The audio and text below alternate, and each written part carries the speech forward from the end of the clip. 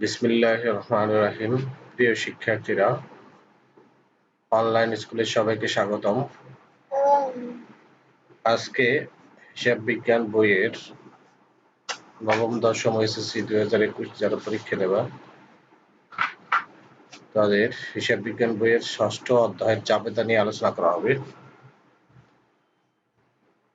আজকের আলোচ্য বিষয়গুলো হলো জাবেদার ধারণা, জাবেদার গুরুত্ব আর জাবেদার শ্রেণীবিভাগ, এই তিনটে নিয়ে।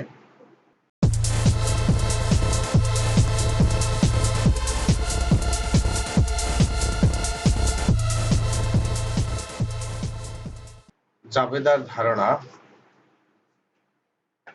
লেনদেন সংঘটিত হওয়ার সাথে সাথে আমাদেরকে যতটুকু সম্ভব লেনদেনের বিশদ ও বিবরণ লিপিবদ্ধ করতে হয়। লেনদেন সংঘটিত মানে পণ্য ক্রয় বিক্রয় হলেই সে যে পরিমাণ যে পণ্য ক্রয় বিক্রয় হোক না কেন, সবগুলো লেনদেনই বিশদ ও বিবরণ লিপিবদ্ধ করতে হয়। লেনদেনের এই বিবরণ প্রাথমিকভাবে প্রথম জাবেদা লিপিবদ্ধ করা হয়। এই যে লেনদেনগুলো সংঘটিত হওয়ার পর যে বইতে লিপিবদ্ধ করা হয় প্রথমে বা প্রাথমিকভাবে, সেটার নাম হলো জাবেদা। লেনদেনের ডেবিট ও ক্রেডিট পক্ষ বিশ্লেষণ করে তারিখের ক্রমানুসারে ব্যাখ্যা সহকারে জাবেদাতে লিখে রাখা হয়। লেনদেনগুলোর ডেবিট ক্রেডিট পক্ষ নির্ণয় করতে হবে এবং তারিখের ক্রমানুসারে মানে তারিখের সিরিয়াল অনুযায়ী ব্যাখ্যা সহকারে জাবেদা লিখতে হবে। পরবর্তী সময় হিসাবের পাকা বই খতিয়ান প্রস্তুতের ক্ষেত্রে জাবেদা সহায়ক বই হিসেবে কাজ করে। এবং জাবেদা লেখার পরে বা লিপিবদ্ধ করার পরে এর পরবর্তীতে খতিয়ান প্রস্তুত করার জন্য জাবেদা সহায়ক বই হিসেবে কাজ করে, যার কারণে জাবেদাকে হিসাবের প্রাথমিক বই বলা হয়। জাবেদা বই সংরক্ষণ বাধ্যতামূলক নয়, কিন্তু হিসাব তৈরির সুবিধার্থে জাবেদা প্রয়োজন। জাবেদা লিপিবদ্ধ থাকার কারণে হিসাবে লেনদেন বাদ পড়ার সম্ভাবনা বহুলাংশে হ্রাস পায়। জাবেদার প্রত্যেক তারিখ অনুযায়ী যদি লিপিবদ্ধ করা হয় তাহলে কোনো লেনদেন বাদ পড়ার সম্ভাবনা থাকে না। এই হলো আবার জাবেদার ধারণা। জাবেদা হলো যে মূলত লেনদেন সংঘটিত হওয়ার পর বা পণ্য ক্রয় বিক্রয়ের পর তারিখের সিরিয়াল অনুযায়ী ব্যাখ্যা সহকারে যে বইতে লিপিবদ্ধ করা হয় তাকে জাবেদা বলা হয়। আর জাবেদাকে হিসাবের প্রাথমিক বই বলা হয়, কারণ লেনদেনটা লেনদেন সংঘটিত হওয়ার পরপরই জাবেদা লিপিবদ্ধ করা হয়। জাবেদা বই সংরক্ষণ খুব একটা বাধ্যতামূলক নয়, কিন্তু লেনদেন সুচারুরূপে বা খতিয়ান প্রস্তুতের জন্য সাধারণত জাবেদা বই তৈরি করা হয়। এগুলো আমাদের জাবেদার ধারণা। এরপরে এসে আমরা জাবেদার গুরুত্ব। জাবেদার গুরুত্ব দেখি কি: প্রতিষ্ঠানের হিসাবের বই নির্ভুল ও স্বচ্ছ হওয়া অত্যাবশ্যক। প্রতিষ্ঠানের যে কোনো প্রতিষ্ঠানই হোক, ছোট হোক বড় হোক, সব যে বইতে লিপিবদ্ধ করা হবে সেই বইগুলো নির্ভুল হওয়া বা স্বচ্ছ হওয়াই অত্যাবশ্যক বা আবশ্যক। এই হিসাবের ভিত্তিতেই প্রতিষ্ঠানের আর্থিক ফলাফল ও সার্বিক আর্থিক অবস্থা নির্ভর করা হয়। এই যে জাবেদা বইতে যে লেনদেনগুলো লিপিবদ্ধ করা হয়, এই লেনদেনগুলোর ভিত্তিতেই প্রতিষ্ঠানের আর্থিক ফলাফল বা আর্থিক অবস্থা, সঠিক আর্থিক অবস্থা নির্ণয়ের সুবিধা হয়। হিসাব বিজ্ঞানের মুখ্য এই উদ্দেশ্য অর্জনে জাবেদা কিভাবে সহায়ক ভূমিকা পালন করে তার সংক্ষেপে বর্ণনা করা হলো। লেনদেন লিপিবদ্ধকরণ। জাবেদার গুরুত্বের ভিতরে প্রথম আছে লেনদেন লিপিবদ্ধকরণ। প্রতিষ্ঠানে অসংখ্য লেনদেন সংঘটিত হয়। এই লেনদেন সংঘটিত হওয়ার সঙ্গে সঙ্গে খতিয়ানে লিপিবদ্ধ করা সম্ভব নাও হতে পারে। জাবেদা লেনদেন লিপিবদ্ধ থাকলে পরবর্তীতে খতিয়ানে অন্তর্ভুক্তকরণে কোনো অসুবিধা হয় না। লেনদেন যাই হবে, যে কোনো লেনদেনই হোক না কেন, বাকিতে, নগদে, ক্রয় বিক্রয় হোক না কেন, সব লেনদেনই তারিখের ক্রমানুসারে লিপিবদ্ধ করতে হবে জাবেদা বইতে। তাহলে জাবেদা বইতে লিপিবদ্ধ করার পরবর্তীতে যে কোনো সময় খতিয়ান তৈরি করা যায়। আর লিপিবদ্ধ না করলে তাহলে কিন্তু সঠিক আর্থিক অবস্থার ফলাফল জানা যায় না। তাই প্রথম গুরুত্ব হলো লেনদেন লিপিবদ্ধকরণ।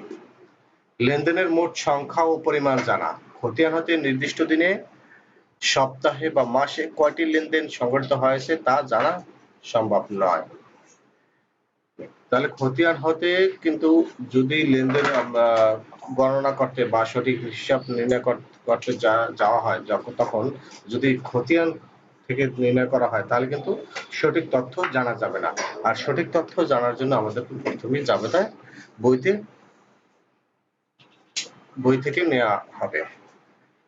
তাই জাবেদার লেনদেন তারিখের ক্রমানুসারে লেখা হয় বলে নির্দিষ্ট তারিখে, সপ্তাহে বা মাসে মোট কয়টি লেনদেন ঘটেছে তা সহজেই জানা যায়। মোট কত টাকার লেনদেন বিভিন্ন সময় হয়েছে তাও জাবেদা থেকে জানা সম্ভব। মোট কথা হলো যে জাবেদার লেনদেন তারিখের ক্রমানুসারে লেখা হয় বলে জাবেদা লেনদেন তারিখের ক্রমানুসারে লেখা হয় বলে নির্দিষ্ট তারিখ, লেনদেন, সপ্তাহে বা মাসে মোট কয়টি লেনদেন হয়েছে বা সংগঠিত হয়েছে তা সঠিকভাবে জানা যায়। বা মোট কত টাকার লেনদেন বিভিন্ন সময় হয়েছে তাও জাবেদা থেকে জানা সম্ভব। এরপরে এসে আমরা দ্বৈত সত্তার প্রয়োগ নিশ্চিত। দুতর্ফ দাখিলা পদ্ধতি অনুযায়ী লেনদেন সংশ্লিষ্ট ডেবিট ও ক্রেডিট পক্ষ একত্রে জাবেদায় লেখা হয়। ফলে জাবেদা হতে দ্বৈত সত্তার প্রয়োগ সম্পর্কে যা নিশ্চিত হওয়া যায়। দ্বৈত সত্তার প্রয়োগ মানে দুইটি সত্তার প্রয়োগ বা দুটি পক্ষ জানা যায় জাবেদা থেকেই। যেমন ডেবিট ক্রেডিট পক্ষ, দুটো পক্ষ জানা যায় জাবেদা থেকে বা প্রাথমিক বই থেকে। এরপরে এসে আমরা লেনদেনের ব্যাখ্যা। লেনদেন সম্পর্কিত কোনো সন্দেহ বা প্রশ্ন দেখা দিলে জাবেদা হতে তার ব্যাখ্যা পাওয়া সম্ভব। জাবেদা প্রথমে আমরা জাবেদার ধারণার ভিতরে পড়েছি যে জাবেদা ব্যাখ্যা সহকারে লিখতে হয়। তাই এই যে লেনদেনের ব্যাখ্যা, এটা হলো যে তোমার যদি ব্যাখ্যাটা থাকে তাহলে লেনদেনটা আসলে কোন সম্পর্কিত হয়েছে তা সহজেই জানা যায় ব্যাখ্যা থাকলে। কারণ জাবেদা বইতে লেনদেন লিপিবদ্ধের পাশাপাশি লেনদেন সংগঠিত হওয়ার কারণ ও ব্যাখ্যা উল্লেখ করা হয়। ভুল ত্রুটি হ্রাস। লেনদেন খতিয়ানে অন্তর্ভুক্তির পূর্বে জাবেদা লেখা হলে হিসাবে ভুল ত্রুটি ও খতিয়ানে বাদ পড়ার সম্ভাবনা হ্রাস পায়। লেনদেন খতিয়ানে অন্তর্ভুক্তির পূর্বে জাস্ট জাবেদা থেকে খতিয়ান তৈরি করা হয়। খতিয়ান জাবেদার ভিতরে যদি ভুল ত্রুটি থাকে খতিয়ানে বাদ পড়ার সম্ভাবনাই হ্রাস পায়। এরপরে আসি আমরা ভবিষ্যৎ সূত্র। জাবেদায় লেনদেন সমূহকে তারিখের ক্রমানুসারে সুশৃঙ্খলভাবে সাজিয়ে লিখে রাখা হয়। ভবিষ্যৎ যে কোনো প্রয়োজন জাবেদা দলিল বা প্রমাণস্বরূপ ব্যবহার করা যায়। তাহলে ভবিষ্যৎ সূত্র, যেমন ভবিষ্যতে যদি কোনো দলিল বা লেনদেনের প্রয়োজন হয় তাহলে জাবেদা বই থেকে নেওয়া হয়। তাই জাবেদা গুরুত্ব অনেক বেশি। পাকা বহির হিসাব। জাবেদা খতিয়ানের সহায়ক বই স্বরূপ কাজ করে বিধায় খতিয়ান প্রস্তুত সহজ হয়, পরিচ্ছন্ন ও নির্ভুল হয়।